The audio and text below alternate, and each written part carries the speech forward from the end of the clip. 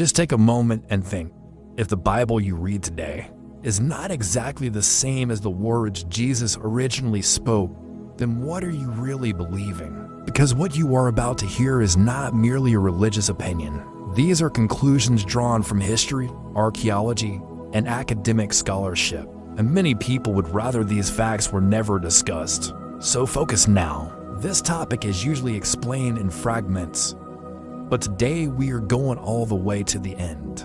Let's begin with the simplest question. Did Jesus ever write a Bible himself? The answer is short and unsettling. No. According to scholars, Jesus wrote nothing. His teachings were transmitted orally, and the first written accounts appeared 30 to 70 years after his death. What does that mean? It means his words passed through human memory, human interpretation, and human belief before they were ever written down.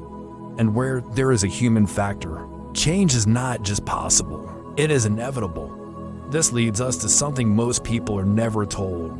Why are there only 4 Gospels in the Bible today? Historically, there were more than 50 different gospel texts circulating in early Christianity. So where did they go? The Gospel of Thomas, the Gospel of Judas, the Gospel of Mary Magdalene, the Gospel of Barnabas.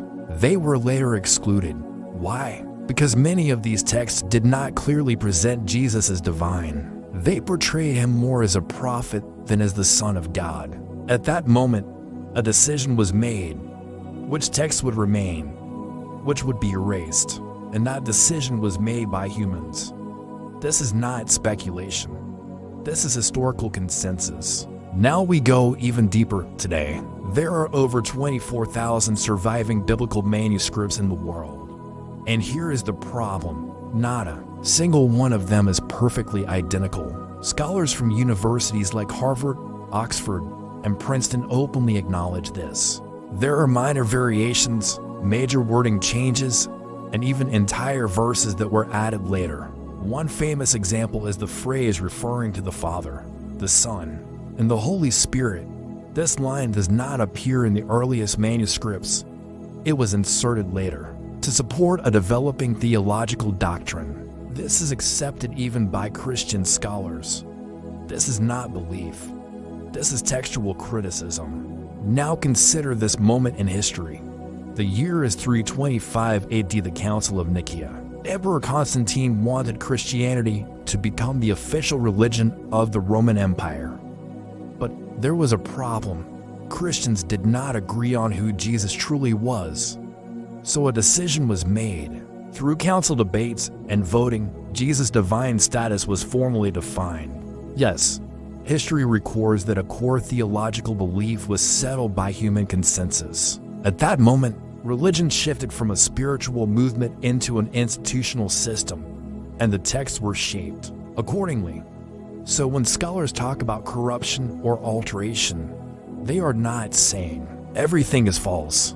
They are saying this: the original message was edited, some passages were removed, others were added, many were reworded to serve theological objectives in academic terms. This is called redaction. A text influenced by history, power, and belief.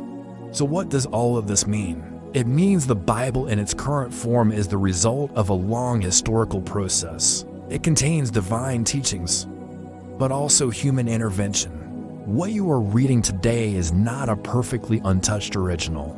This realization can feel uncomfortable, but knowledge is not dangerous. Refusing to question is. If this video made you think, if it raised doubts, if it shifted your perspective, then you are exactly where you need to be. Because here, we talk about what others avoid. We expose what is hidden. We challenge what is taken for granted. So subscribe to the channel, because the next video goes even deeper. And remember this, truth does not begin with answers. It begins with questions.